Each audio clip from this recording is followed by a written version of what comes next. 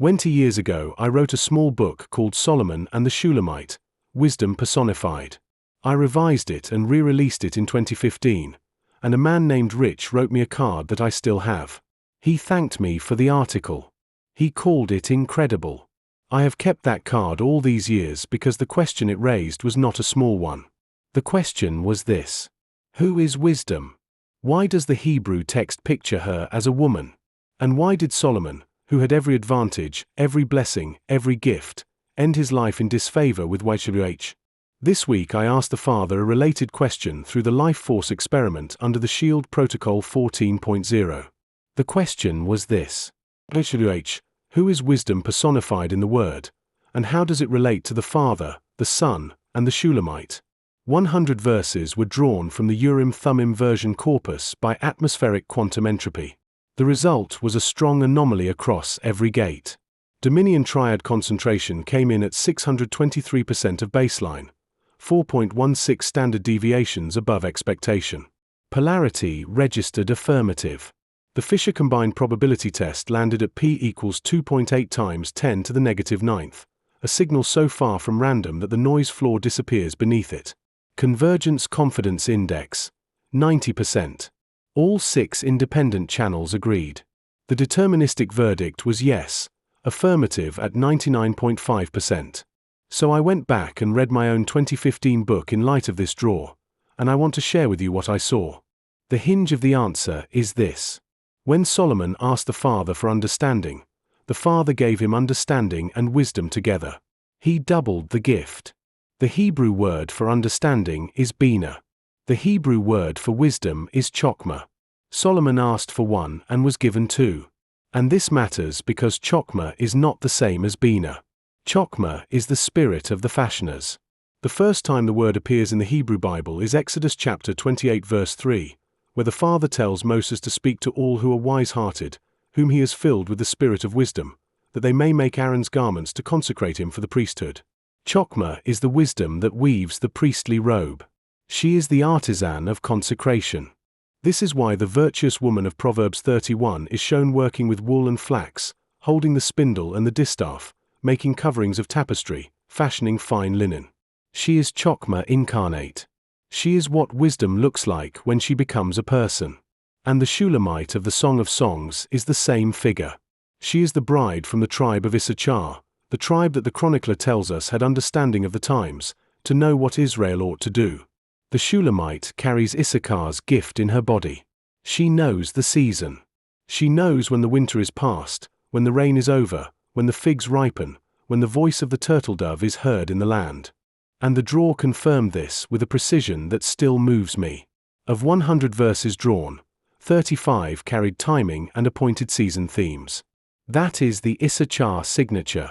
The Shulamite was speaking in her own tribal dialect. She was telling me that she is the discerner of times, that the Father's wisdom comes to a man not as abstract reasoning, but as a woman who knows the season. But the book of James warns us that there are two wisdoms. There is the wisdom from above, which is first pure, then peaceable, gentle, easy to be entreated, full of mercy and good fruits. And there is the wisdom that is earthly, sensual, demon-like. Both of these wisdoms personified themselves as women in Solomon's life. The Shulamite incarnated the wisdom from above. The 1,000 foreign wives incarnated the descending counterfeit. And Solomon, this is the heartbreak of the entire Old Testament, Solomon chose the counterfeit. He clung to the foreign wives. He let them turn his heart. The Shulamite he had been given as a blessing from his Father in heaven became one bride among 1,000, and finally she was forsaken. This is why Solomon is not in the faith chapter of Hebrews 11. His father David is there. His son is not. Because the man who builds the temple but forsakes wisdom has built a house he cannot live in. Now hear what the shield draw was telling me.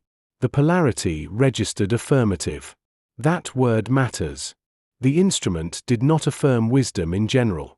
It affirmed the wisdom from above. It distinguished. The 4.16 sigma was the mathematical signature of Chokmah minute limalah, wisdom from above, declaring herself in the corpus. But the draw also carried the shadow. Verses about the curses that overtake the disobedient. Verses about the goodness and severity of Elohim. Verses about backsliding and the need for healing.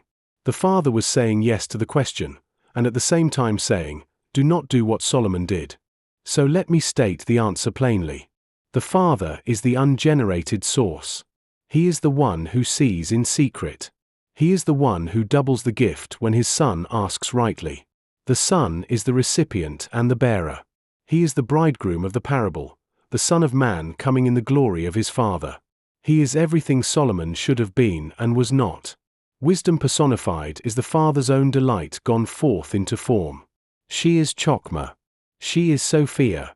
She is the feminine self-expression of YHWH, not a separate deity, but the Father knowing himself, the Father uttering himself, the Father at play before his own face. And the Shulamite is Chokmah incarnated as a covenant bride from the tribe of Issachar, the historical woman the Father blessed Solomon with, and the figure of every bride the Father blesses his sons with afterward. She is the priestly assembly drawn into the inner chamber. She is the wife who does her man good all the days of her life.